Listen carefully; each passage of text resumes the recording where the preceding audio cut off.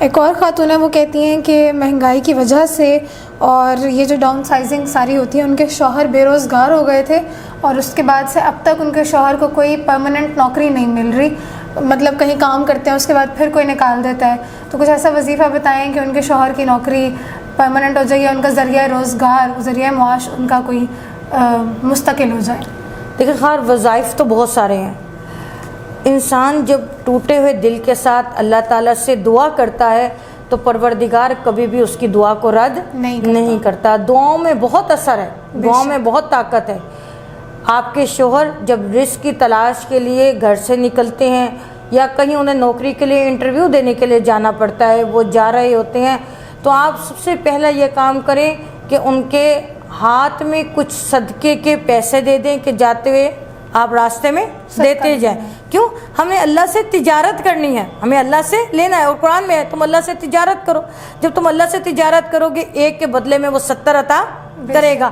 آپ تجارت کرنا چاہتے ہیں، آپ اپنا رزق بڑھانا چاہتے ہیں، آپ اس کی راہ میں دیتے جائیں، وہ آپ کو عطا کرتا جائے گا. تو جب خدا سے لینا ہے تو اپنے اندر اتنا حوصلہ پیدا کریں. ضروری نہیں ہے کہ ہم ہزاروں روپیہ خرچ کریں، نہیں، آپ جو بھی صدقہ جو ہے نکال دیں.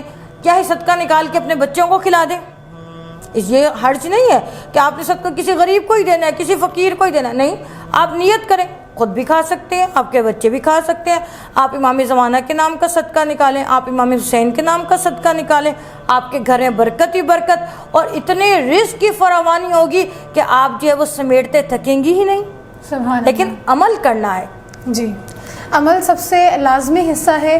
اور یہ جتنے بھی اعمال اور جتنے بھی وظائف ہم آپ کو بتا رہے ہیں، ان کے ساتھ یقیناً خانم صاحبہ ہمارے جو واجب اعمال ہیں جیسے نماز کا پڑھنا اور جو بھی ہمارے عملات ہیں ان کا بھی ہونا ضروری ہے. ایسا بالکل ایسا ہی ہے.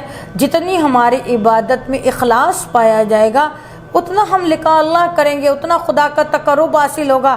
اور جب خدا کا تقرب حاصل ہوگا تو ہمارے دلوں کو سکون ملے گا اور ہماری دعاؤں کو شرف قبولیت ملے گا. جی بے شک. تو کوشش کریں اپنے آپ کو اللہ کے قریب کریں اور اللہ کا قرب حاصل کریں تاکہ جو بھی آپ کی دعا ہے، جو بھی آپ کی حاجات ہیں، وہ آپ کے اتنے سچے دل سے نکلیں کہ وہ فوراً قبول ہو.